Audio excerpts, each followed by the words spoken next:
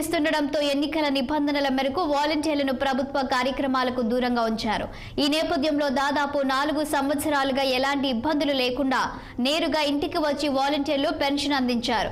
ఇప్పుడు వాలంటీర్లు లేకపోవడంతో పెన్షన్దారుల ఖాతాలో డబ్బులు వేస్తుండటంతో తాము బ్యాంకుల చుట్టూ తిరగలేకపోతున్నామని, ఇంతకు మునుపు మాదిరిగానే నేరుగా ఇంటి వద్దకే పెన్షన్లు పంపిణీ చేయాలని పెన్షన్దారులు కోరుతున్నారు. మరికొందరికి అకౌంట్ లేక ఇబ్బందులు ఎదుర్కొంటున్నామని ప్రభుత్వానికి విన్నవించారు.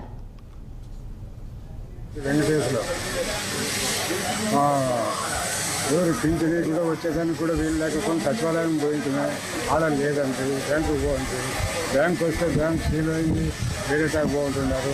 మరి ఎక్కడ పోవడం, మేము ఏమడగాలి సార్? మేము చెప్పండి, మా పరిస్థితి ఇట్లా ఉండదు.